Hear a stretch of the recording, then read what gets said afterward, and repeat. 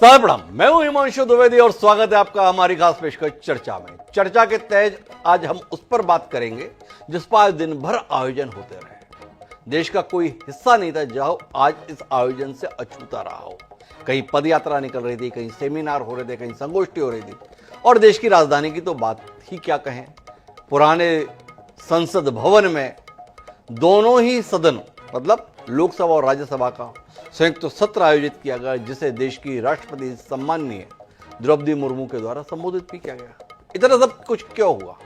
इतना सब कुछ इसलिए हुआ कि आज से 75 साल पहले हमारे देश के पुरोधाओं ने 2 साल से ज्यादा की मेहनत के साथ में एक पुस्तक को आकार दिया था, जिसको हम संविधान के तौर पर जानते, मानते और पहचानते हैं।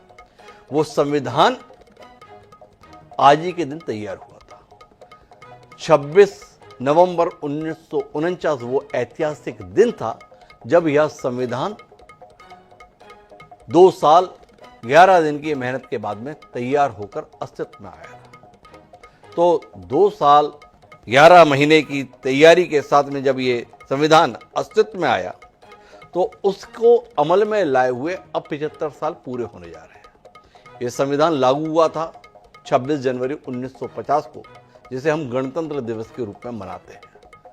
ये जो 2 महीने का इंतजार रहा था, वो इंतजार का भी एक ऐतिहासिक पृष्ठभूमि थी। ऐतिहासिक पृष्ठभूमि ये थी कि 26 जनवरी 1930 को कांग्रेस ने रावी नदी के तट पर यह संकल्प लिया था पूर्ण स्वराज का, और उसके तहत 17 साल तक इस देश ने स्वतंत्रता दिवस 26 जनवरी को मनाया था। 26 जनवरी 1930 से लेकर 26 जनवरी 1947 तक देशवासी स्वतंत्रता दिवस मनाया करते थे। विधिवत हम स्वतंत्र हुए 15 अगस्त 1947 को, तो उसको अब हम स्वतंत्रता दिवस के रूप में मनाने लगे। तो जब संविधान तैयार हो गया तो उसे लागू करने के लिए 2 महीने का इंतजार करना उचित समझा, ताकि वो ऐतिहासिक दिन हमारी आने वाली पीढ़ियों को स्मरण रहे। इसलिए गणतंत्र दिवस के तौर पर हम 26 जनवरी 1950 को याद रखते हैं। पर जब नरेंद्र मोदी के नेतृत्व में सरकार अस्तित्व में आई तो 2015 में यह फैसला लिया गया कि हम हर साल 26 नवंबर को संविधान दिवस के तौर पर मनाएंगे। वो संविधान दिवस आज बहुत प्रासंगिक और महत्वपूर्ण इसलिए हो गया क्योंकि हाल ही में संपन्न लोकसभा चुनाव में सबसे बड़ा मुद्दा जो था वो संविधान बचाओ था। विपक्षी दल, खासतौर पर कांग्रेस पार्टी और उसके सहयोगियों ने इस प्रकार के वातावरण निर्मित देश में किया कि संविधान खतरे में है, और ये वातावरण निर्मित होने में बड़ी भूमिका भारतीय जनता पार्टी के कुछ बड़े नेताओं ने निभाई, जिन्होंने 400 सीटों के लक्ष्य को इस रूप में बताया कि हमें कुछ बड़े फैसले लेने, संविधान में बड़े बदलाव करने, इसलिए यह संख्या बल बड़ा जरूरी है। तो कुल मिलाकर ऐसे माहौल के बीच में आज का संविधान दिवस भी अछूता नहीं रहा। संसद भवन में सदन के नेता, प्रतिपक्ष के नेता साथ जरूर दिखाई दिए, पर उनके सुर देश में अलग अलग सुनाई दिए। राहुल गांधी, जो लोकसभा में नेता प्रतिपक्ष की भूमिका में है, अपनी पार्टी के ही कार्यक्रम में इस बात पर नाराज रहे कि उनका माइक 6 मिनट के लिए बंद रहा। वो तो अच्छी बात थी कि वो कांग्रेस का कार्यक्रम, तो कांग्रेस के कार्यक्रम में 6 मिनट माइक बंद रहा। अगर इस संसद भवन के कार्यक्रम में 6 मिनट माइक बंद रह जाता तो पता नहीं कौन सी साजिश के हिस्से के तौर पर आज का संविधान दिवस चर्चाओं में आ जाता। पर हम समझने की कोशिश करेंगे जिस संविधान को हमारे पुरोधाओं ने इतनी मेहनत के साथ तैयार करके अंगीकार किया था, वो संविधान इस देश की उम्मीद, आकांक्षाओं को पूरा करने में 75 साल में कितना सफल रहा। समझने की जरूरत इस बात को लेकर भी है कि संविधान में वक्त के साथ जो बदलाव हुए हैं वो इस देश की जरूरतों के लिहाज से कितने सही साबित हुए हैं, और आने वाले समय में इस संविधान के साथ हम क्या उम्मीद रख सकते हैं।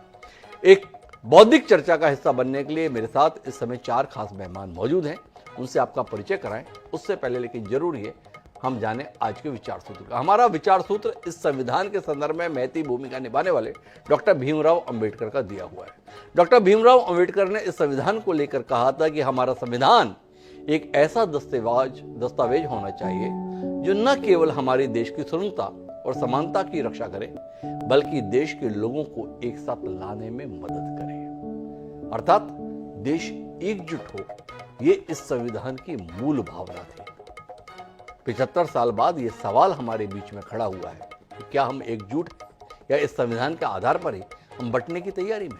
सवाल महत्वपूर्ण है, ध्यान में रखिएगा और इसके साथ आप मेरी चर्चा में आगे बढ़िएगा।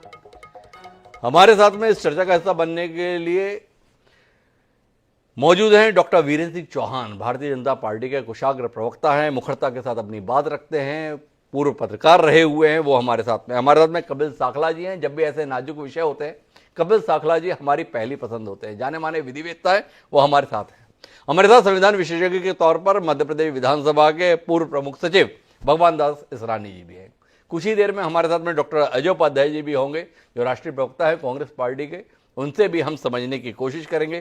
चर्चा की शुरुआत डॉक्टर वीरेंद्र सिंह चौहान जी से करते हैं और वीरेंद्र सिंह चौहान जी से समझने की कोशिश करते हैं आज के संविधान दिवस और संविधान दिवस के मौके पर आशंकाएं। राहुल गांधी आज भी बोल रहे थे, क्या हुआ 75 साल में? दलित, पिछड़ा और आदिवासी कुल जमा ये संख्या 90% है।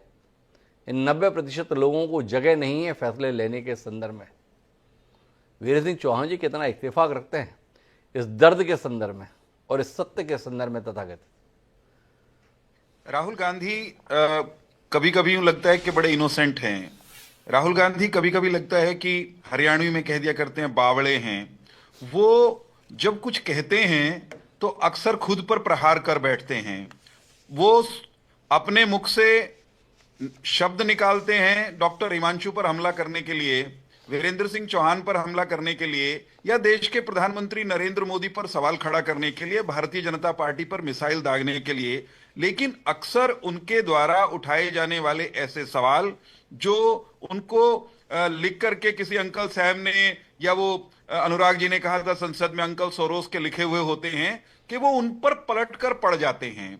राहुल गांधी से कोई भी सहजता से इस टिप्पणी के प्रत्युत्तर में डॉक्टर हिमांशु जी पूछ सकता है ना कि राहुल भाई, संविधान बनने के तत्काल बाद जो पहली सरकार बनी, संविधान जब बन रहा था, जो सरकार चला रहे थे, और स्वाधीनता से लेकर के आज तक नरेंद्र मोदी जी की और भारतीय जनता पार्टी की सरकार का कार्यकाल अगर निकाल दें आप, तो देश में अधिक समय, काफी ज्यादा समय तक सरकार आप चला रहे थे।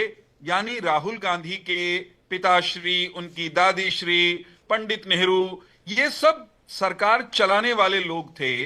तो अगर इस देश की निर्णय लेने की प्रक्रिया में राहुल गांधी को शिखर पर आदिवासियों की संख्या कम दिखाई देती है, अनुसूचित जाति के मित्रों की संख्या कम दिखाई देती है, तो उसके लिए ज्यादा जिम्मेदार, अधिक दायित्ववान और बड़े अपराधी कांग्रेस के शासन के मुखिया या कांग्रेस का उस समय का नेतृत्व यानी राहुल गांधी जी के पूर्वज हैं।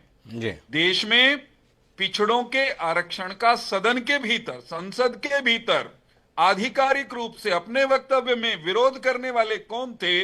वे राहुल जी के पिताश्री थे।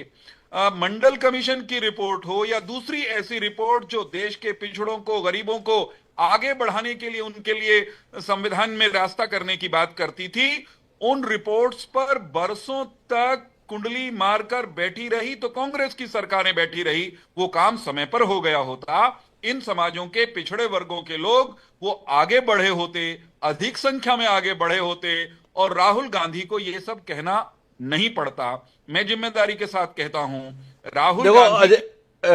डॉक्टर अजय उपाध्याय जी भी मेरे साथ में जुड़ गए हैं। मैं चाहूंगा, पिता के दोषों के लिए पुत्र को कब तक कोसेंगे आप? अगर आपकी यही दलील है कि देखो राजीव गांधी ने ऐसा किया था, वो इंदिरा गांधी जी भी ऐसा की थी, वो नेहरू जी भी ऐसा कर गए थे, छोड़िए ना, वर्तमान पे बात करते हैं। राहुल गांधी इस बात की हिमायत कर रहे हैं कि ये जो आरक्षण की सीमा है ना 50%, इसको लांघना जरूरी हो गया है देश के लिए। और वो ये भी बताने लगे हैं कि देखो जाति आधारित जनगणना बड़ा जरूरी हो गया है, इसलिए क्योंकि वंचितों को उनकी आबादी के मुताबिक अब तक हक नहीं मिला है, पर अब भी हक ना मिले ये ठीक नहीं है। दो बिंदु उनके द्वारा उठाए जाते हैं चौहान साहब। आपसे जानना यह है, जो नहीं हो पाया उसे करने के लिए आप हैं।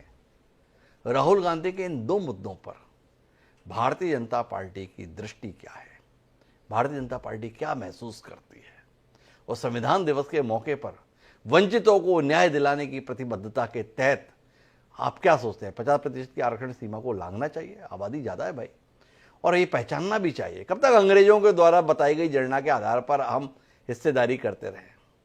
स्वतंत्र रूप से भी तो जान ले कौन कितना है। क्या कहते हैं चौहान साहब? देखिए डॉक्टर साहब, मैं ये कह रहा हूं, आप जब ये कहते हैं कि पिता के दोष के लिए पुत्र को कब तक उससे सवाल करते रहेंगे, हमें पिता के दोष, दादा के, नाना के दोष याद कराने की आवश्यकता नहीं है, परंतु ऐतिहासिक तथ्यों को छिपाकर और आज की राजनीति का नया छल प्रपंच करने उतरेंगे अगर राहुल गांधी, तो उनको आईना दिखाना पड़ेगा। राहुल गांधी जब ये कहेंगे कि जातीय जनगणना होनी चाहिए, होगी, खत्म, बस खत्म, जब ये वो नाटक करेंगे सदन के भीतर खड़े होकर के देश के प्रतिपक्ष के नेता, तो उनको याद कराना बनता है कि नहीं कि आपके पूर्वज जो इसी सदन में थे उनका इन जाति वर्गों के प्रति रवैया क्या था, ये बताना बिल्कुल भी गलत नहीं है। उनको अरे बता दिया ना चौहान साहब, अब ये बताओ, कराओगे जनगणना? जरूरत महसूस करते हो या आप मानते हो ये गैर जरूरी है, इसकी जरूरत नहीं है? इसमें आओ ना। मैं तो आ रहा हूं ना, वहीं आ रहा हूं। इस विषय पे जनगणना जातीय आधार पर हो न हो, इसका निर्णय सदन करेगा, इसका निर्णय सरकार कर लेगी उचित समय पर। राहुल गांधी अपनी बात कह रहे हैं तो राहुल गांधी की बातों का उत्तर हम दे रहे हैं, जहां जहां दिया जाना चाहिए उसी अंदाज में दे रहे हैं। राहुल गांधी जो कह रहे हैं वो खुद पढ़ नहीं रहे हैं। जो राहुल गांधी संविधान की किताब उठा के घूम रहे हैं उसमें उसकी प्रीफेस में क्या लिखा है वो पढ़ नहीं रहे हैं। मैं तो आज केवल इतना सा कहने के लिए आया हूं। हां, भारतीय जनता पार्टी की प्रतिबद्धता के बारे में कहता हूं। भारतीय जनता पार्टी जब ये कहती है सबका साथ, सबका विकास, सबका प्रयास, सबका विश्वास, तो भारतीय जनता पार्टी भारतीय संविधान की प्रेमबल प्रस्तावना में जो हम भारत के लोग की भावना है उसके अनुरूप समाज के सब वर्गों के कल्याण, सब वर्गों को आगे बढ़ाने की बात करती है। उसके लिए जो जो जब जब आवश्यक होगा, जो सदन के भीतर करने का होगा वहां करेंगे, सरकार के स्तर पर करने का होगा। तो बस वीरेंद्र चौहान जी मुझे इतना बताओ, 50% की आरक्षण की सीमा लांघने की जरूरत भाजपा महसूस करती है या नहीं करती? जी चौहान साहब, मैं सुन नहीं पाया आपका प्रश्न, फिर से दोहराता हूं, कोई दिक्कत की बात नहीं है। ये 50% की जो सीमा है आरक्षण के संदर्भ में, इसे लांघने की, इसका विस्तार करने की, इसको बढ़ाने की जरूरत भारतीय जनता पार्टी महसूस करती है या नहीं करती है? चौहान साहब, मुझे नहीं लगता कि आज इस विषय पर इस स्वरूप में चर्चा करने का समय है। संविधान में जो प्रावधान है, डॉक्टर साहब एक बात बताइए, संविधान के कौन से ऐसे प्रावधान हैं जिन पर समय समय पर इस देश के सदन ने, इस देश के बुद्धिजीवियों ने विचार नहीं किया? इस देश की संसद को अगर लगेगा, इस देश के निर्वाचित सांसदों को अगर लगेगा कि आरक्षण के स्वरूप पर चर्चा करके, विमर्श करके कुछ बदलाव किया जा सकता है, तो जैसे भारत के संविधान में पहले संशोधन हुए हैं आगे भी हो सकते हैं। कुछ भारत का संविधान असंशोधनीय नहीं है। भारत का संविधान वो सतत संशोधन का कहां सदन की बात कर रहे हैं? किस सदन में विमर्श की बात कर रहे हैं? अतीत साक्षी है। अब इस सदन में विमर्श नहीं होता चौहान साहब, विपक्ष बाहर कर दिया जाता है और दनादन फैसले ले लिए जाते हैं। यह अतीत के संदर्भ में अनुभव रहे हैं। सदनों की बैठक कुल मिलाकर औपचारिकता पूरे करने तक रह गई है। विधानसभाओं की हालत यह हो गई है कि 2 दिन 4 दिन में सत्र समाप्त करने के लिए सरकार में होड़ मची हुई है। जो सत्र पहले हफ्तों चला करते थे, महीनों चला करते थे, वो विमर्श के स्थान अब दिन और घंटे में सीमित हो गए। आप स्वयं इसके साक्षी हैं। क्या आज 75 साल पूरे होने के मौके पर आप चिंतित नहीं है कि जिस संसदीय लोकतंत्र को हमने अपनाया वस्तुतः वह खतरे में आ रखा है? क्योंकि सरकारें अब लोकतंत्र के इन मंदिरों में सामना करने का साहस नहीं जुटाती हैं। मैं हरियाणा से आता हूं और आपने विधानसभाओं का जिक्र किया। हम हरियाणा में पिछले 10 साल से सरकार में है, अगले 5 साल के लिए हमें हरियाणा की जनता की सेवा का मौका मिला है। आप हरियाणा की विधानसभा का रिकॉर्ड मंगवा लीजिए डॉक्टर साहब, और अलग से किसी समय चर्चा कर लेंगे। हरियाणा तो एक छोटा सा प्रदेश है भारतवर्ष में। हमने हरियाणा में सदन की कार्यावधि उसको पिछली तमाम सरकारों की तुलना में बढ़ाया है। हमारे यहां तो हरियाणा विधानसभा में समय बचा रहता है। प्रतिपक्ष जो है उसको, उसके पास मसले नहीं रहते, सवाल नहीं रहते। अब मैं इस विषय पर अगर जाऊंगा डॉक्टर अजय उपाध्याय के पास में तो वो तार्किक नहीं होगा। मेरे साथ में इस समय संविधान विशेषज्ञ के तौर पर भगवान दास इसरानी जी मौजूद हैं। इसरानी जी ने अपने जीवन के 4 दशक से ज्यादा समय संसदीय कालखंड में ही बिताए हैं। इसरानी साहब थोड़ा रोशनी देंगे संविधान दिवस के मौके पर। संसदीय लोकतंत्र हमारे संविधान की सबसे बड़ी पहचान है। आप इत्तेफाक रखते हैं? संविधान खतरे में हो ना हो, संसदीय लोकतंत्र के अंतर्गत जो विमर्श की मूल धारणा थी वो खतरे में जरूर है। हाँ, निश्चित रूप से। देखिए हिमांशु जी, 2003 में एक सम्मेलन हुआ था तत्कालीन लोकसभा अध्यक्ष के अगुवाई में, जिसमें सारे देश के अध्यक्ष आए थे। दिल्ली में ही हुआ था, पार्लियामेंट में। देश के स्पीकर थे, संसदीय कार्य मंत्री थे। में ये तय हुआ था मोटा मोटा, अगर आपने अभी जो विषय चल रहा है, कि कम से कम 100 दिन साल में जी लोकसभा चलेगी।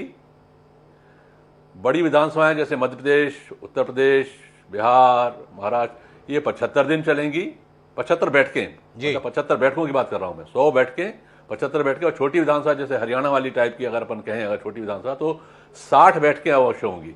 लेकिन क्या किसी भी देश की विधानसभा लोकसभा में इतनी बैठक में बिल्कुल कम होता जा रहा है। बजट सेशन जैसे सेशन 2-2, 3-3 दिन में खत्म हो रहे हैं, जो 40-40 दिन चला कर, सेशन जैसे सेशन 2-2, 3 40-40 दिन चला कर 40-40 बैठकें हुआ करती थी हमारे मध्य प्रदेश में। तो विमर्श का समय तो कम होता जा रहा है, इसमें कोई शक थोड़ी है। ये बिल्कुल सही बात है, विमर्श बिल्कुल नहीं हो रहा है। तो विमर्श जब नहीं हो रहा है तो ऐसे में लोकतंत्र मजबूत हो रहा है, ये भरोसा कैसे जागे इसरानी साहब? नहीं जगेगा ना। संसदीय लोकतंत्र के प्रति लोगों का विश्वास उठता जा रहा है, ये सच्चाई है। तो संसदीय लोकतंत्र के प्रति लोगों का विश्वास उठता जा रहा है। क्या इसमें कोई टिप्पणी करने चाहिए? चौहान साहब, आप बता रहे थे, देखिए हरियाणा में हम क्या कमाल कर रहे हैं। इसरानी साहब किसी पार्टी से प्रतिबद्ध नहीं है। डॉक्टर अजय उपाध्याय बोलते तो आप कहते हैं कि राजनीतिक दुराग्रह से भरा हुआ बयान है। इसरानी साहब ने सारी सरकारों के साथ काम किया है। इत्तेफाक रखते हैं, प्रखर पत्रकार रहे हैं आप। थोड़ा भाजपा के नेता के दायरे से भी बाहर निकलकर बात करेंगे तो कार्यक्रम को समृद्धि करेंगे। चौहान साहब आप। डॉक्टर साहब, जब भी मैं आपके साथ बैठता हूं, मेरी कोशिश ये रहती है कि भाजपा के प्रवक्ता की भूमिका के साथ साथ पार्टी की दलगत सीमाओं से उठकर भी कोई बात की जा सके तो वो होनी चाहिए। मैं ये कह रहा हूं कि इस चिंता से असहमत होने की कोई वजह नहीं है कि विमर्श का स्तर गिर रहा है। विमर्श का समय कम हो रहा है या ज्यादा हो रहा है, इसके आंकड़े अध्ययन का विषय हो सकते हैं। आपने जब मेरे सामने प्रश्न रखा तो मैंने हरियाणा का संदर्भ आपके सामने ला करके दिखाया। मैं तो ये कह सकता हूं, नरेंद्र मोदी जी की सरकार जब से बनी है, भारत में भारत की संसद, भारत की लोकसभा और राज्यसभा वो अधिक समय बैठ रही हैं, अधिक कार्य का निष्पादन कर रही हैं। उनके जो सिटिंग के आवर्स हैं वो बढ़ रहे हैं। हां, उतने शायद न हो जितनी जो विद्वान लोग हैं संसदीय लोकतंत्र पर विमर्श करने वाले, वो चाहते हैं। निश्चित तौर पर विमर्श के लोकसभा या विधानमंडलों, लोकसभा, राज्यसभा और विधानमंडलों से बेहतर नीतियों पर, कार्यक्रमों पर, लोक कल्याण के विषयों पर, इनसे बढ़िया कोई और जगह तो मैं नहीं मानता कि कोई हो सकती है विमर्श की। और अगर वो समय घट रहा है, वो चिंता का विषय हो सकता है हमारी, आपकी। उससे ज्यादा महत्वपूर्ण, डॉक्टर हिमांशु, मैं एक वाक्य में इस बात को समाप्त करूंगा यहां पर, कि अवधि घटना शायद इतनी बड़ी चिंता का विषय नहीं है। विमर्श का स्तर घटना वो ज्यादा चिंता का विषय है। आज संविधान दिवस मनाने के लिए तय किया गया था, राष्ट्रपति महोदय और उपराष्ट्रपति महोदय का जो है संबोधन होना था। विमर्श का समय था, कुछ सुनने कहने का समय था। देश के सबसे बड़े प्रतिपक्षी दल कांग्रेस ने इस पर भी हल्ला किया, क्यों मना रहे हैं संविधान दिवस। मैंने अभी अखिलेश यादव को सुना, संविधान दिवस क्यों मना रहे हैं। यानी कुछ भी करेंगे सकारात्मक तो भी रुदन करेंगे। इसको विमर्श नहीं कहते, इसको रुदाली। इसको विमर्श नहीं कहते, ये डॉक्टर वीरेंद्र सिंह चौहान जी का कहना है। डॉक्टर अजय उपाध्याय मेरे साथ में है। क्यों मना रहे हैं संविधान दिवस, ये सवाल है। कैसे मना रहे हैं संविधान दिवस, ये सवाल उठा रहे हैं। और हद तो ये है, ये कांग्रेस के दफ्तर में भी आप क्या करा रहे हैं भाई, अपने नेता का ही माइक बंद करा रहे हैं। ऐसा राहुल गांधी पूरे देश को बता रहे हैं। डॉक्टर साहब, पहले तो आज संविधान दिवस की सबको, आपके पैनलिस्ट को भी और देश के आम जनमानस को भी, जो आपके दर्शक हैं, सबको हार्दिक शुभकामना।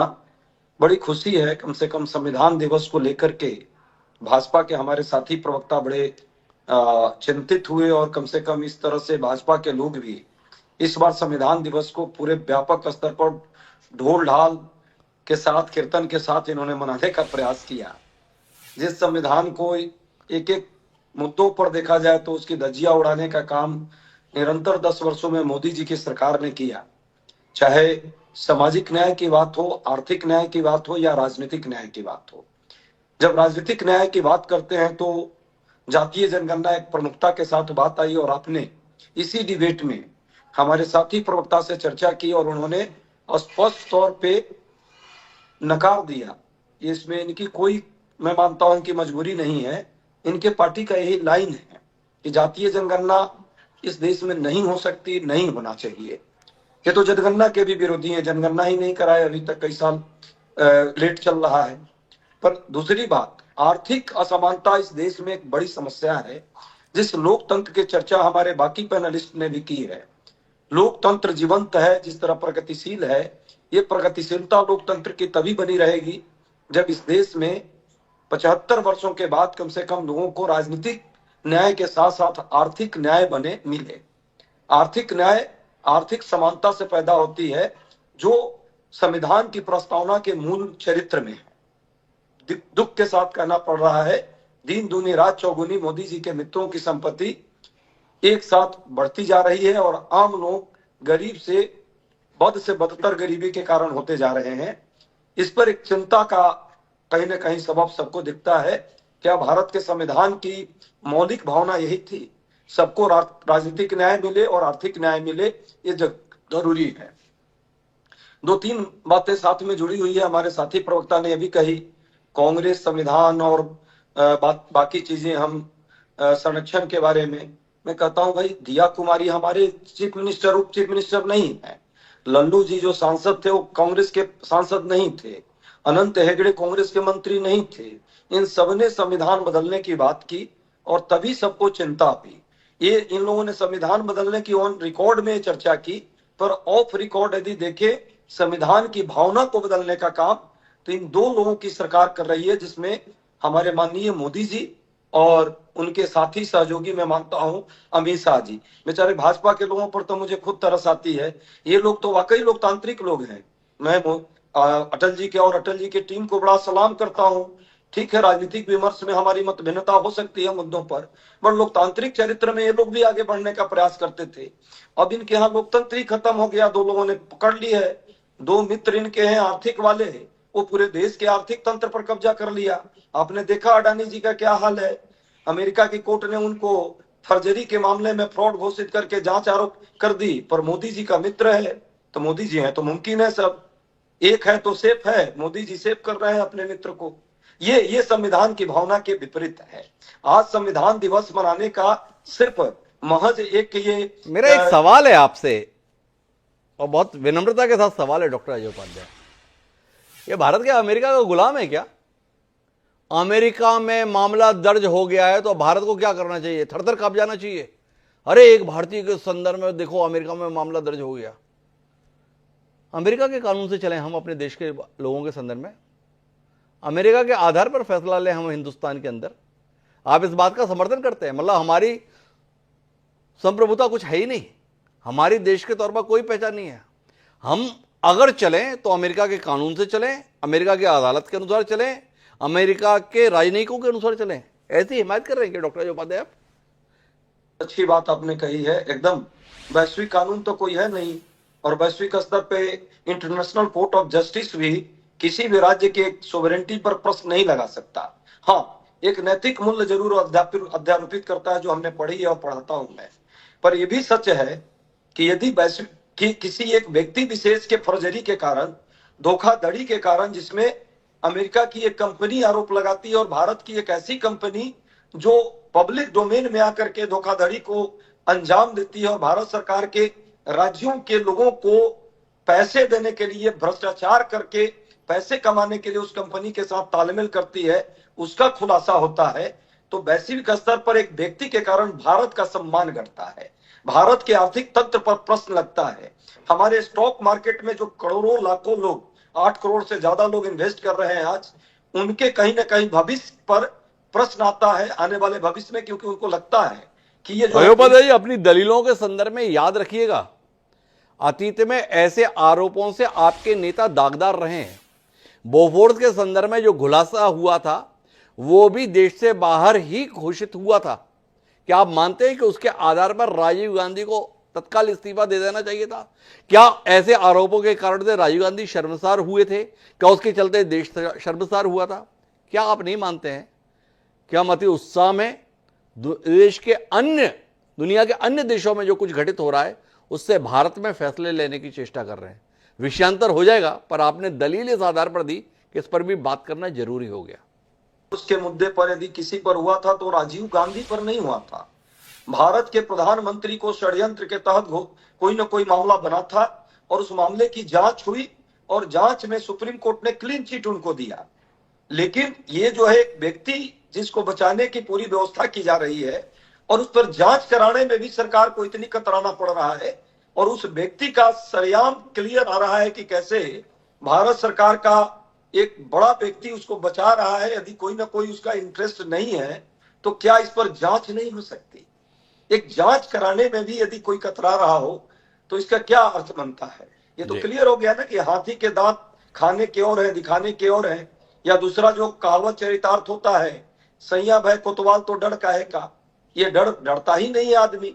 कई ऐसे मामले आए राष्ट्र के अंदर भी, अंतर्राष्ट्रीय स्तर पर भी, जिस तरह मोनोपोली स्थापित करके पूरे लोकतांत्रिक प्रक्रिया में जो आर्थिक लोकतंत्र है उस पर कब्जा करने का प्रयास भारत के अंदर अडानी ग्रुप ने किया। सरकार के जो मशीनरी है ईडी सीबीआई का दुरुपयोग करके 100 से ज्यादा प्रश्न हम लोगों ने किया।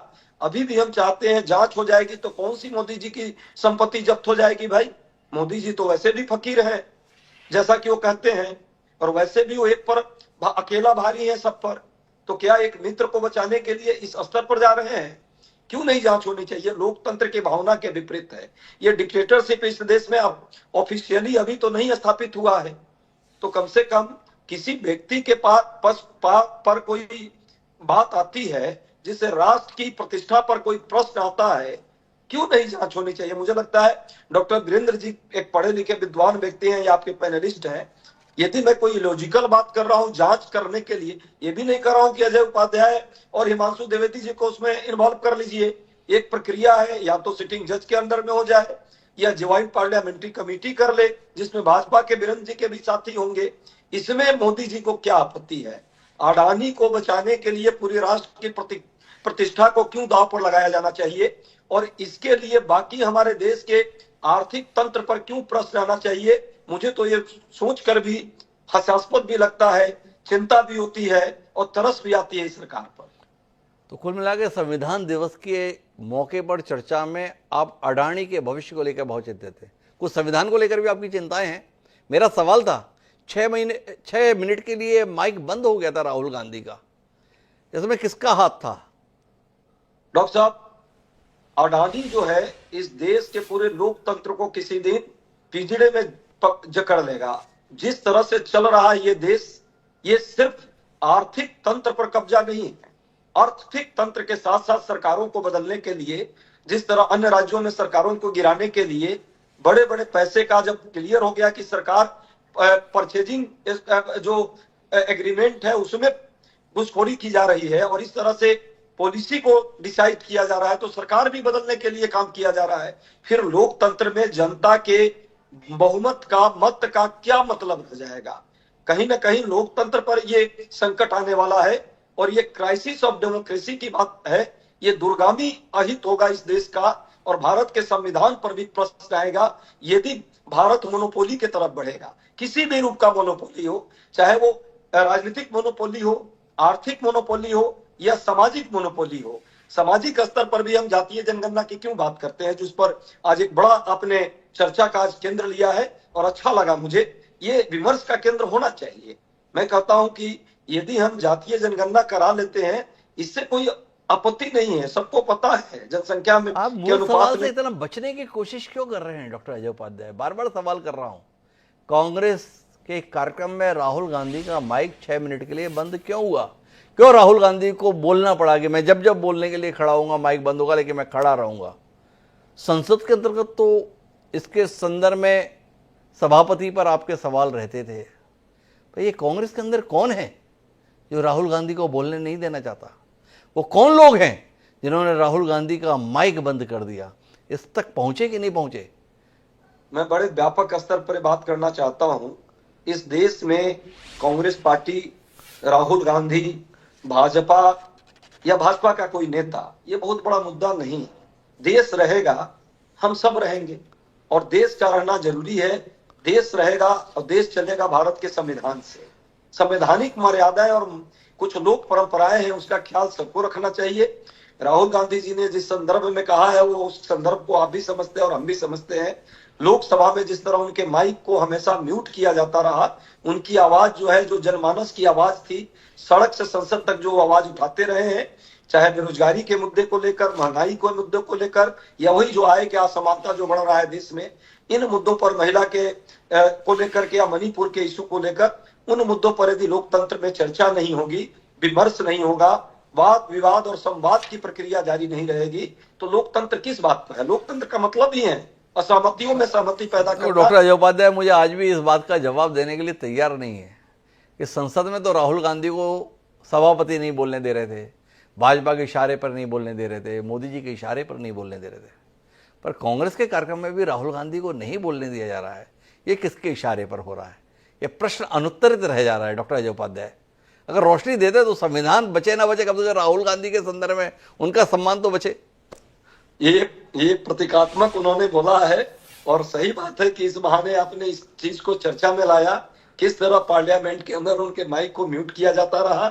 186 सांसदों को निलंबित, एक बार जिसको जो प्रश्न कुल मिलाकर डॉक्टर अजय उपाध्याय के पास इसका जवाब नहीं कि कांग्रेस के अंदर राहुल गांधी का माइक किसने बंद किया। पर राहुल गांधी का माइक जिसने भी बंद किया हो, अभी तो हम संविधान को लेकर संभावनाओं को देख रहे हैं। मेरे साथ में बड़ा महत्वपूर्ण नाम इस चर्चा का हिस्सा के रूप में मौजूद है कपिल साकला जी के रूप में।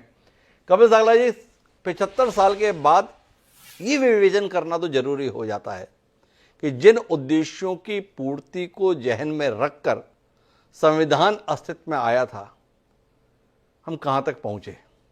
संविधान ने कुछ मामलों में स्पष्टता दी थी, कर्तव्यों के संदर्भ में दी थी, अधिकारों के संदर्भ में दी थी, पर एक बड़ा महत्वपूर्ण खंड इस संविधान का था, वो था नीति निर्देशक तत्व, जिनके संदर्भ में संविधान निर्माताओं की मंशा थी कि आने वाले समय में हम देश को इस स्वरूप में ले जाएंगे और ये सहूलियतों के साथ अपने देशवासियों को तैयार करेंगे। इस पर थोड़ी रोशनी आपके माध्यम से मिले। आप जैसा विधिवेत्ता हमारे साथ में है, तो मुझे लगता है कि कार्यक्रम समृद्ध होगा और हमारे दर्शकों को कुछ लाभ होगा। जी, डॉक्टर अम्बेडकर ऐसा कहते हैं, ने कहा था कि अगर मेरे लिए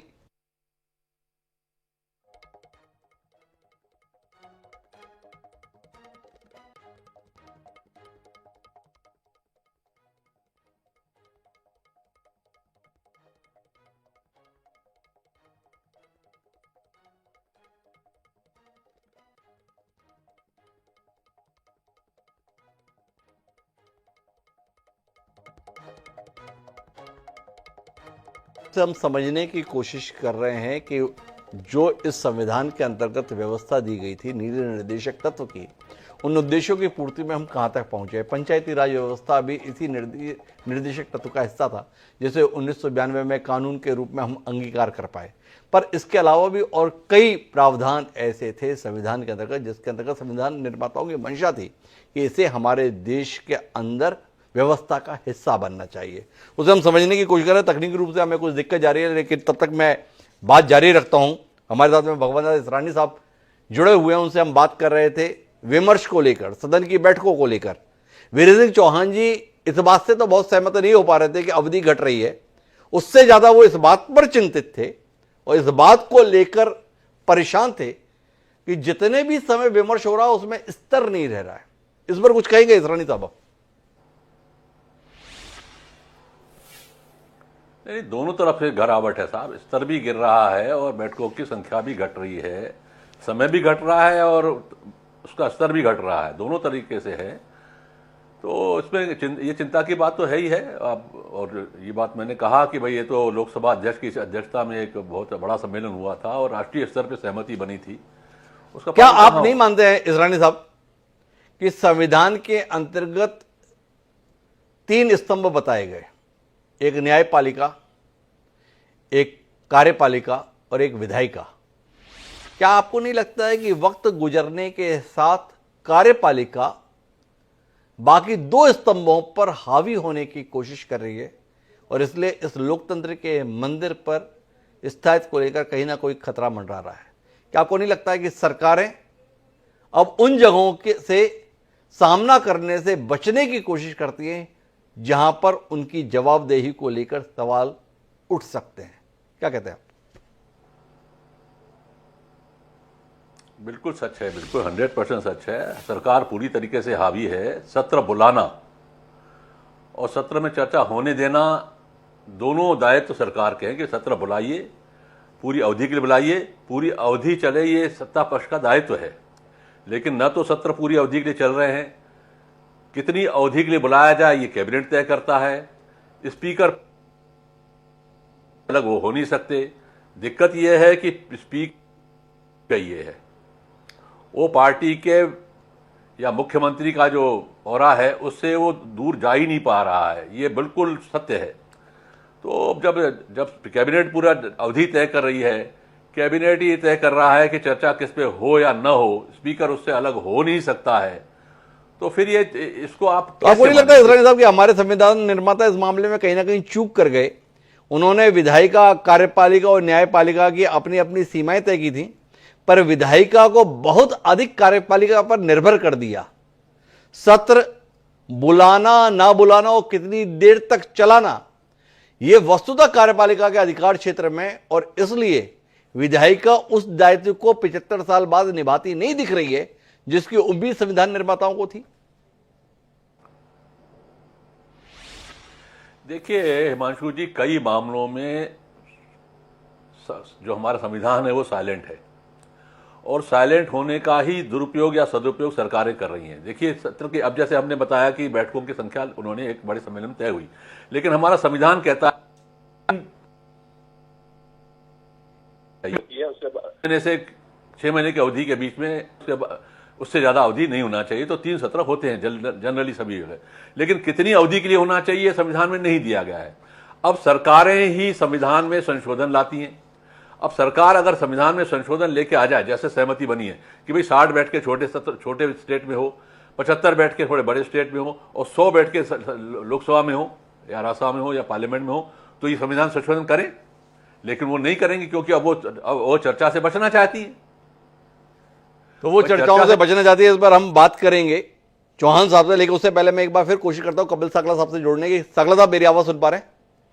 मैं डॉक्टर साहब आपको छोड़ के नहीं जाऊंगा, फोन पे ही लगे रहूंगा जी। तो साकला साहब, अपन नीति निर्देशक तत्व के संदर्भ में बात कर रहे थे। यूं तो संविधान बड़ा विशाल है, दुनिया का सबसे बड़ा लिखित संविधान के तौर पर इसे देखा जाता है, और इस संविधान के अंदर 444 आर्टिकल हैं, 22 भाग हैं, 12 अनुसूची।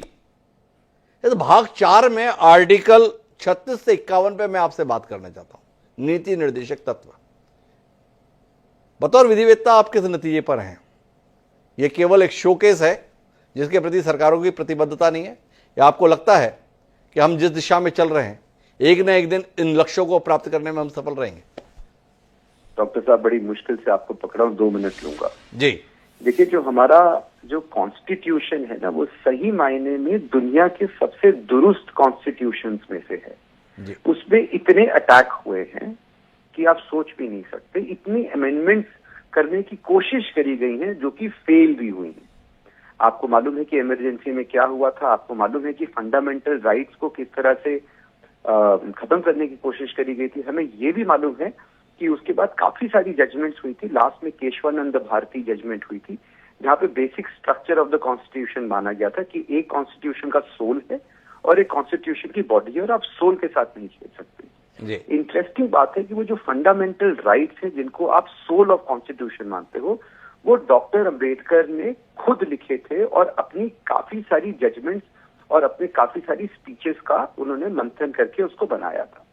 अब फंडामेंटल राइट्स के साथ उन्होंने कुछ फंडामेंटल ड्यूटीज भी थी जो कि आप कह रहे हो, और ये फंडामेंटल राइट्स और फंडामेंटल ड्यूटीज में भी बड़ी इंटरेस्टिंग चीज ये है कि जब कॉन्स्टिट्यूशन लेकर आए गए थे तो काफी बड़े तत्वे ने जो डॉक्टर अंबेडकर का एक विजन था कि हम विलेज गांव वालों को जोड़ेंगे, पंचायती राज जोड़ेंगे, ग्रास रूट लेवल जोड़ेंगे, उस पर भी ऑब्जेक्शंस उठाई थी। Of course there was also lot of objection इस बारे में कि जो शेड्यूल ट्राइब, मार्जिनलाइज्ड ट्राइब है, आप उनको रिजर्वेशन दे रहे हैं, तो सबसे बड़ा शोर मचाया गया था गांव वालों को जोड़ने के लिए। परंतु उसका फायदा हम आप देख रहे हैं, हम ये देख रहे हैं जो ग्रास रूट डेवलपमेंट होने की कोशिश करी जा रही है, जो हर सरकार कर रही होती है, उसके काफी सारे फायदे भी हुए हैं, परंतु वो बहुत ही स्लो हुआ है। और वो इसलिए स्लो हुआ है क्योंकि मुझे याद है कि मैंने कहीं पढ़ा था कि डॉक्टर अंबेडकर ने शायद ये कहा था कि अगर मुझसे एक कमी रह गई है कॉन्स्टिट्यूशन में, अगर मैं उसको पूरी कर पाता तो मैं बहुत खुश होता। और वो ये है कि मैंने सबके लिए तो एक बेंचमार्क रख लिया कि अगर आप समझिए कि जज बनना चाहते हैं तो आपको क्या करना होगा, आईएएस में जाना चाहते हैं क्या करना होगा, परंतु मैंने कोई भी educational moral benchmark for politicians नहीं रखा। और ये मेरे ख्याल से हमारे कॉन्स्टिट्यूशन की सबसे बड़ी वीकनेस है। मेरे ख्याल से उसी की वजह से ये जो स्लो हुआ है ना हमारा देश, इसके लिए वो है कि जो क्रिमिनल एलिमेंट्स हैं वो बहुत बढ़ गए, और ये जो क्रिमिनल एलिमेंट्स हैं कभी नहीं चाहेंगे कि देश आगे बढ़े, वो सिर्फ ये चाहेंगे कि वो अब बढ़े, उनका गैंग बढ़े, उनका परिवार बढ़े। तो आज की डेट में अगर हम कुछ अमेंड कर सकते हैं, कुछ इंप्रूव कर सकते हैं और फंडामेंटल राइट के साथ फंडामेंटल ड्यूटीज को आगे बढ़ा सकें, तो हम तभी कर सकते हैं अगर हम जो पॉलिटिशियंस हैं, जो पार्लियामेंटेरियंस हैं, उस पे भी एक किस्म का लेवल लगाएं कि ये आपकी बेंचमार्क है। अगर आपकी हीनियस क्राइम है, डकैती, मर्डर, रेप, तो आप पार्लियामेंटेरियन नहीं बन सकते हैं। आई थिंक वो बहुत जरूरी होगा, वो बहुत जरूरी है, ये सागला साहब कहना है। प्रधानमंत्री नरेंद्र मोदी जी ने आज एक टिप्पणी की है, बतौर विधिवेत्ता उसकी समीक्षा आपसे जरूरी बनती है इस कार्यक्रम में। प्रधानमंत्री मोदी ने संविधान दिवस को संबोधित करते हुए ये कहा कि दंड आधारित व्यवस्था अब न्याय आधारित व्यवस्था में बदल चुकी है, और न्याय का आधारभूत सिद्धांत ये कहता है कि विलंब से न्याय भी अपने आप में अन्याय है। थोड़ा कपिल साकला जी रोशनी दें कि केवल कानून की किताब का नाम बदल देने से, कुछ कानूनों में तब्दीली लाने से क्या वाकई हम त्वरित न्याय के उद्देश्य की पूर्ति कर पा रहे हैं? डॉक्टर साहब, तो मैं आपको ये बताऊंगा कि मैं तो रोज कोर्ट में होता हूँ, मैं रोज क्रिमिनल साइड के केसेस कर रहा होता हूँ, कॉन्स्टिट्यूशनल साइड के कर रहा होता हूँ। जो नया एक्ट है उसमें क्या इंप्रूवमेंट है, जो मेरे हिसाब से बहुत बड़ी इंप्रूवमेंट है, वो ये है कि पहले सिर्फ सुप्रीम कोर्ट की काफी सारी जजमेंट थी, राजदेव से लेके, जहां पे ये लिखा गया था कि देखो, delay in trial, delay in justice is also in injustice towards the accused and towards the people. परंतु उसमें कुछ होता नहीं था। इसलिए नहीं होता था क्योंकि हम डिफेंस वकीलों पे तो काज गिर जाती थी, पर प्रोसिक्यूटर पे कुछ भी नहीं होता था, स्टेट पे कुछ भी नहीं होता था। और अनफॉर्चुनेटली कितनी बार कुछ कोर्ट्स भी होती थी, ट्रायल कोर्ट भी तो बहुत भरी हुई होती है ना, कि वहां पे भी कुछ ऐसा नहीं होता था कि किसी तरह से ऊपर का डंडा हो कि आपको इतने टाइम में करना है। अब ये बेसिक एक्ट का ही पार्ट बन गया कि डिफेंस वाले भी ज्यादा डेट नहीं ले सकते और प्रोसिक्यूशन वाले भी ज्यादा डेट नहीं ले सकते। डेट लेने के लिए आपको कारण बताना पड़ेगा, प्रोसिक्यूशन को भी बताना पड़ेगा, और किसी भी हालत में कोर्ट को एक लिमिटेड पीरियड के अंदर मैटर डिसाइड करके, और उसके बाद क्या होता था, जजमेंट कितनी बार 6 महीने तक नहीं आती थी, अब वो टाइम लिमिट भी कर दिया गया। तो ये मेरे हिसाब से एक बहुत बड़ा चेंज है, जो एक बहुत ही पॉजिटिव चेंज है। मैं इसलिए बोल रहा हूँ क्योंकि मैं डिफेंस का हूं और मैं जानता हूँ सबसे ज्यादा। नहीं, आपकी टिप्पणी मेरे लिए मायने रखती है, लेकिन हमें तो ये बताया जाता है कि विलंब से न्याय होने का बहुत बड़ा कारण यह है कि अदालतों में न्यायाधीश ही नहीं है, जजेस के पद ही खाली हैं। तो डेट तो तब लेंगे ना जब डेट मिलेगी, और डेट तो तब मिलेगी जब जज होंगे। तो संविधान जो मूलतः न्याय दिलाने के संदर्भ में आश्वस्त करता है, उस दृष्टि से हम कहां पहुंचे हैं? क्योंकि आज मोदी जी ने जो सबसे ज्यादा जोर अपने भाषण में दिया वो त्वरित न्याय पर दिया। उन्होंने कहा कि हमने नई व्यवस्था इसीलिए लागू की है, नई न्याय संहिता इसलिए लागू की है कि लोगों को त्वरित न्याय मिल सके। प्रधानमंत्री ने जो अपनी कमिटमेंट जाहिर की है, अपनी वचनबद्धता जाहिर की है, वो यथार्थ में कितनी है कपिल सकला साहब? देखिए, मैं मोदी जी ने क्या बोला उस पे तो नहीं कोई टिप्पणी करूंगा। मैं इस पे करूंगा कि एज अ लॉयर मैं कोर्ट में क्या देख रहा हूँ जी। और मैं कोर्ट में ये देख रहा हूँ कि ये जो नया एक्ट आया है उससे काफी सारे चेंजेस आ रहे हैं। छोटे छोटे चेंजेस हैं पर चेंजेस आ रहे हैं। जी। चेंजेस ऐसे आ रहे हैं कि जब मैं कोर्ट में खड़ा होता था, पहले अगर प्रोसिक्यूटर डेट ले रहा होता तो जज साहब बोलते थे ठीक है, parties have sought for a date, और हम बोलते थे माय लॉर्ड, वो बोलते थे कोई बात नहीं सांसला साहब, हम भी इस चक्कर में होते थे सीबीआई के पब्लिक प्रोसिक्यूटर है जो पंगे ले। अब क्या हो गया है कि ये एक्ट में आ गया है, अब किसी के पास ये राइट नहीं रहा। ये एक बहुत बड़ी चीज है। दूसरी बहुत बड़ी चीज ये है कि पहले क्या होता था, हर आदमी को कोर्ट जाना होता था, और ये सिर्फ एक्ट में जो डिजिटल लॉ आई है ना, इसका फायदा है, और जो ऑनरेबल सुप्रीम कोर्ट ने जस्टिस चंद्रचूड़ ने कहा उसका फायदा है कि अब आप डिजिटली वर्चुअली कोर्ट में पेश हो सकते हैं। जो एविडेंसेस हैं वो डिजिटली कोर्ट में पेश किए जा सकते हैं। डिजिटल एविडेंस को अब उन्होंने डॉक्यूमेंट्री एविडेंस का दर्जा दे दिया है। पहले अलग अलग हाईकोर्ट अलग अलग चीजें करती थी। तो मेरे हिसाब से आज नहीं तो अगले 6 महीने या 3 साल के अंदर ये जो लॉज आई हैं, और ऑफ कोर्स जो हमारी जजमेंट दी हैं, उसका बहुत तगड़ा फायदा होगा। हाँ, हमारे यहाँ पे बेंचेस काफी खाली है, ये सच्चाई है। दिल्ली में फिर भी बहुत अच्छा हाल है। अगर आप बॉम्बे जाएं तो आप शॉक हो जाएंगे। परंतु इसका मतलब ये नहीं कि कोर्ट अपनी स्पीड में काम नहीं कर सकती है। देखिए, हमारे को अपने में भी काफी कुछ कंट्रोल करना है। जब कोई डेजिग्नेटेड सीनियर नेशनल वाइड आ जाते हैं तो अगर 3 दिन एक मैटर आर्ग्यू कर रहे होते हैं तो जजेस उनको भी लीवे देती है। मैंने सुना है कि अमेरिका में और लंदन में, अमेरिका में स्पेशली, आपको टाइमर लगाया जाता है, 15 मिनट में आपको जो बोलना है बोल दीजिए। तो डजंट मैटर अब नए वकील हैं या पुराने वकील हैं या सीनियर वकील हैं। तो वो सारी चेंजेस भी आना बहुत जरूरी है कि हम व्यक्ति को छोड़ के उसके विवाद को सुने और उसको भी टाइमलाइन पे उसको भी टाइमलाइन में लेकर आए। ये कपिल सकला साहब हमें बता रहे हैं, मेरे पास समय सीमित है लेकिन बिंदु बहुत है, पर सबसे ज्यादा जो चिंतित है हम, वो है विधायिका पे कार्यपालिका के अतिक्रमण को लेकर। वीरेंद्र चौहान जी को इससे इत्तेफाक रखने में थोड़ी दिक्कत रहती है, लेकिन फिर भी मैं उनसे सवाल करूंगा, क्यों सरकारें सदन का सामना करने से बचने की कोशिश कर रही हैं? बैठ के 2 दिन 4 दिन, संविधान निर्माताओं को पता नहीं था इतने कमजोर और लाचार हो जाएंगे आने वाले समय में इस देश के शासक कि सवालों का सामना करने से घबराएंगे। बजट सत्र हमारे सामने देखते देखते बहुत बदल गया चौहान साहब। बजट सत्र होता था, हर विभाग के संदर्भ में बिंदुवार चर्चा होती थी, उसके माध्यम से बजट पारित होता। अब तो ध्वनि मत से बजट पारित कराने की हड़बड़ाहट में रहती हैं। मजबूत सरकारें, लोकतांत्रिक तरीके से चुनी हुई सरकारें, 2-2 तिहाई बहुमत से जीती हुई सरकारें चाहती हैं बात ना हो, बाकी सब कुछ हो, सत्र बस औपचारिकता पूरी हो। जो हमें बता रहे थे इसरानी साहब, वो संवैधानिक बाध्यता है, इतने समय में सत्र हो जाना चाहिए। क्या कहते हैं चौहान साहब, इतना लाचार, इतना कमजोर हमारे शासक क्यों हो गए? डॉक्टर हिमांशु द्विवेदी, आलोचकों को, समीक्षकों को और विद्वानों को सरकारों के कामकाज करने के तरीके, उनकी घोषित नीतियां और उनको लागू करने में वो कितने कामयाब हुए, इस पर समीक्षा करने का अधिकार है। मैं भारतीय जनता पार्टी के प्रवक्ता के नाते विश्वास के साथ ये कह सकता हूं, भारत के संविधान के प्रति, भारत के संविधान में वर्णित जो चीजें हैं उनको लागू करने के प्रति हम किसी भी पूर्व की सरकार से अधिक प्रतिबद्धता के साथ काम कर रहे हैं। हमने, जैसे सांगला साहब ने कहा, छोटे छोटे परिवर्तन और अच्छे परिवर्तन आ रहे हैं। ऐसे परिवर्तन, एक परिवर्तन का जिक्र कर दूं मैं, फिर आप कहोगे हरियाणवी है, हरियाणा की बात करें। अभी एक चर्चा, आज की चर्चा में ये बात आई कि ये जो हमारे डॉक्टर अंबेडकर ही शायद इस बात को कह रहे थे कि हमारे जो विधि निर्माता हैं, हमारे जो सांसद विधायक हैं, इनकी शैक्षणिक योग्यता निर्धारित नहीं हो पाई। हरियाणा ने एक पहल की, डॉक्टर हिमांशु, हमें बहुत क्रिटिसाइज किया गया, हम सुप्रीम कोर्ट तक लड़ करके उसको लागू कर पाए।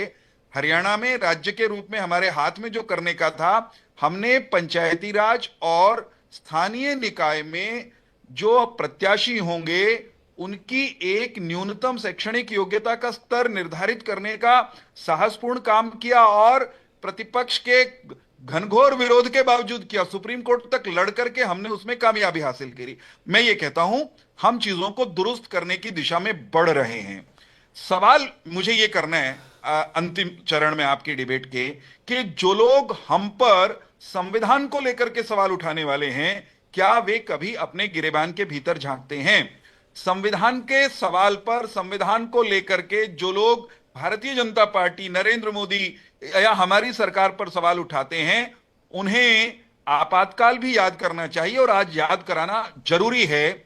जिस आपातकाल के बारे में इस देश के विधि विशेषज्ञों ने, विद्वानों ने ये कहा कि आपातकाल भारत के स्वतंत्र भारत का सबसे कालिमापूर्ण अध्याय भारत का वो था, और उस दौरान की सरकार ने, यानी कांग्रेस की सरकार ने, इंदिरा जी की सरकार ने स्वतंत्र भारत में पहली बार, डॉक्टर हिमांशु, ये करके दिखाया कि भारत के संविधान को खूंटी पर टांगा जा सकता है, लपेट कर मूल अधिकार निलंबित किए जा सकते हैं, अदालतों के जजों को न्याय मंत्री, विधि मंत्री पत्र लिखकर धमका सकते हैं, कह सकते हैं। अच्छा ये बताओ चौहान साहब, इतनी बार मैं ये आपातकाल पे सुनता हूं और मेरे साथ में कपिल साकला जी भी हैं, समय वैसे मेरा सीमित हो रहा है। ये आपातकाल का प्रावधान संविधान से परे लाकर लागू कर दिया गया था, या संविधान निर्माताओं ने जो प्रावधान संविधान में दिए थे उसके तहत आपातकाल लागू हुआ था? थोड़ा बता दीजिए। मैं यही कहता हूं, किसी ने नहीं कहा कि आपातकाल का प्रावधान संविधान में नहीं था, परंतु आपातकाल के उस प्रावधान का मनमाने ढंग से कुर्सी पर, प्रधानमंत्री के आसन पर, चुनाव पर आए हुए संकट से बच करके कुर्सी से चिपके रहने का हथियार उस आपातकाल के प्रावधान को बनाने का। कुल मिलाकर संविधान मतलब गड़बड़ था ना। संविधान ऐसा तैयार किया गया जिसका मनमाना इस्तेमाल सत्ता में बैठा हुआ शख्स कर सकता है। कपिल साकला साहब क्या कहना है आपका? ऐसे संविधान को बदला जाना चाहिए भाई। संविधान के संदर्भ में अगर चौहान साहब मान रहे हैं कि हाँ संविधान में प्रावधान था, तो फिर संविधान खूंटी पे कैसे टंग गया? तो दोनों चीजें बड़ी अंतर्द्वंद भरी हैं। थोड़ा आप बताइए ना। संविधान से परे जाकर काम हो तो समझ में आता है कि भाई संविधान को ताक पर रख दिया गया, संविधान में जो प्रावधान था उसका उपयोग कर लिया शासक ने, तो इसमें ऐतराज किस बात का? थोड़ा बताइए ना साकला साहब, मैं दुविधा में पड़ा हुआ हूं। देखिए डॉक्टर साहब, बहुत सिंपल सा आंसर ये है जी कि जैसे कि एक बार मैंने आपके चैनल में कहा था, what is good for the goose is good for the Gander. अगर एड़े के लिए ठीक है तो पेड़े के लिए भी ठीक है। मुझे अब ये एक आदमी जब पावर से चले जाता है, बड़ा मजेदार वो एक किस्सा हुआ। सुप्रीम कोर्ट में किसी ने पिटीशन लगाई कि ये जो ईवीएम है इसे हटा दिया जाए। तो ऑनरेबल जजेस ने कहा कि जब आपकी पार्टी जीतती है, आपके लोग जीतते हैं, तब तो आपको तकलीफ नहीं होती, तो आप कैसी बातें कर रहे हैं। I think it is the same thing कि जब कोई कॉन्स्टिट्यूशन या लॉ बनता है और एक पार्टी या एक व्यक्ति विशेष उसका फायदा उठाता है और वो जब पावर से हट जाता है और वो शोर मचाता है, तो ये बड़ी अनफेयर बात है। और ये बड़ी मजेदार चीज है कि अमेरिका में भी ये बात बोली गई थी। कहते हैं डोनाल्ड ट्रंप पे क्वेश्चन उठाया गया था कि वो टैक्स इवेड करते हैं, टैक्स कम देते हैं, वो टैक्स के कुछ सिस्टम्स का मिसयूज करते हैं। और डोनाल्ड ट्रंप ने बाकी नेताओं की तरह नहीं, उन्होंने बोला है मैं तो करता हूं। पर क्वेश्चन ये है, जो आवाज उठा रही है वो भी करती है, उसके दोस्त भी करते हैं। और अगर उसको इतनी तकलीफ थी जब उसका पति पावर में था, तब तो उसने क्यों नहीं हटा दिया भैया? इसीलिए नहीं हटाया क्योंकि वो भी फायदा उठा रही है। तो वो जो बाहर हो रहा है हमारे देश में भी हो रहा है। अनफॉर्चुनेटली बस ये कि हम उसको अलग किस्म से लिपोपेटी लगा देते हैं और हम अलग किस्म का शोर मचा देते हैं। तो कुल मिलाकर महत्वपूर्ण बात है वो ये है कि तमाम बड़े लोगों ने ये बात कहा कि कोई भी चीज खराब नहीं होती है, उसका इस्तेमाल कैसे लोग करने जा रहे हैं यह महत्वपूर्ण होता है। किस मंशा से इस्तेमाल करने जा रहे हैं ये महत्वपूर्ण होता है। जैसे आप बाजार से चाकू लेकर आते हैं, उस चाकू से आप सब्जी काटते हैं, कई लोगों का पेट पालने के संदर्भ में उसका उपयोग कर लेते हैं, पर उसी चाकू से आप किसी की गर्दन काट देते हैं तो आप जान ले लेते हैं। संविधान तो हमारे संविधान निर्माताओं ने बहुत सोच विचार के साथ, बहुत अच्छी नीयत के साथ ही हस्तांतरित किया। या तो अब मौजूदा और आने वाली पीढ़ियों पर निर्भर करता है कि वो इस संविधान के माध्यम से देश को क्या बनाना चाहते हैं। उम्मीद करते हैं कि संविधान निर्माताओं ने जिस मेहनत, जिस मशक्कत और जिस नीयत से इस संविधान को, देश को संवारने के लिए तैयार किया, आने वाली पीढ़ियां उस भावना का सम्मान करेंगी।